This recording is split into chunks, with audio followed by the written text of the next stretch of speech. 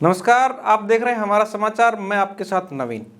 हरियाणा और जम्मू कश्मीर के चुनाव के बाद अब दो राज्यों झारखंड और महाराष्ट्र में चुनाव होने जा रहे हैं। इन दो राज्यों के साथ ही देश में अलग अलग राज्यों की 47 विधानसभा सीटों पर उपचुनाव भी हो रहे हैं, लेकिन सबसे अधिक चर्चा महाराष्ट्र की हो रही है। महाराष्ट्र के चुनाव में बीजेपी की अगुवाई वाले महायुति और कांग्रेस की अगुवाई वाले विपक्षी महाविकास आघाड़ी के बीच सत्तावार माना जा रहा है।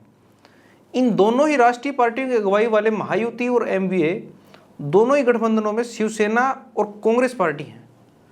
दो राष्ट्रीय पार्टियां और दो शिवसेना एनसीपी के इन दो गठबंधनों में सीट शेयरिंग फॉर्मूले का आधिकारिक ऐलान तो नहीं हुआ है, लेकिन सत्ताधारी गठबंधन ने उम्मीदवारों का ऐलान शुरू कर दिया है। महायुति में शामिल पार्टियों ने अब तक 182 सीटों पर अपने उम्मीदवारों का नाम ऐलान कर दिया है। वहीं एमवीए में सीट शेयरिंग का लेकर मैराथन मंथन चल रहा है। सीट शेयरिंग का जो संभावित फॉर्मूला सामने आया है, उसके आधार पर अब बात इसे लेकर भी होने लगी है कि चुनाव मैदान में उतरने से पहले ही इस फाइट में कौन सा दल फायदे में रहा और कौन सा घाटे में।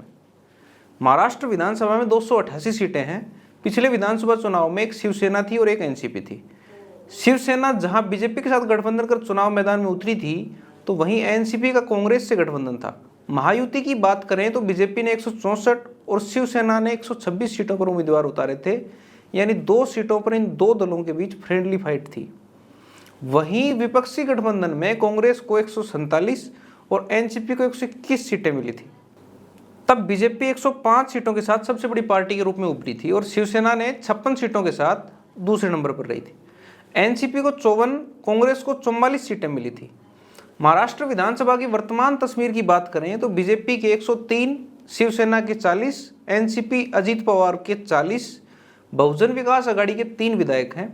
वहीं महाविकास आघाड़ी की बात करें तो कांग्रेस के 43, शिवसेना यूबीटी के 15, एनसीपी शरद पवार के 13 विधायक हैं। महाराष्ट्र विधानसभा में समाजवादी पार्टी के 2, एआईएमआईएम के 2, बीजेपी के 2, इनके अलावा कुछ पार्टियों के एक विधायक शामिल हैं।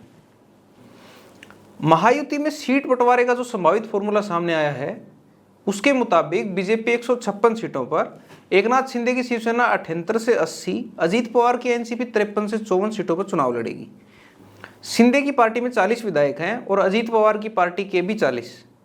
इस अनुपात में देखें तो शिवसेना फायदे में और एनसीपी नुकसान में दिख रही है। दोनों ही दल राजनीतिक उठापटक के बाद अब खुद को असली पार्टी बताते जा रहे हैं। इस लिहाज से अगर देखें तो 2019 के मुकाबले दोनों की ही सीटें इस बार कम हुई हैं। अगर यह संभावित फॉर्मूला ही फाइनल रहता है तो बीजेपी 2019 के मुकाबले 10 कम सीटों पर चुनाव लड़ रही है।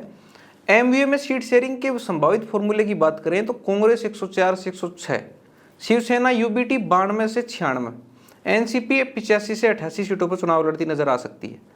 अगर यही फॉर्मूला फाइनल सीट शेयरिंग में बदलता है तो 2019 के मुकाबले कम सीटों पर चुनाव लड़ने के बावजूद शिवसेना यूबीटी एकनाथ शिंदे की अगुवाई वाली पार्टी से ज्यादा सीटों पर लड़ती नजर आ रही है।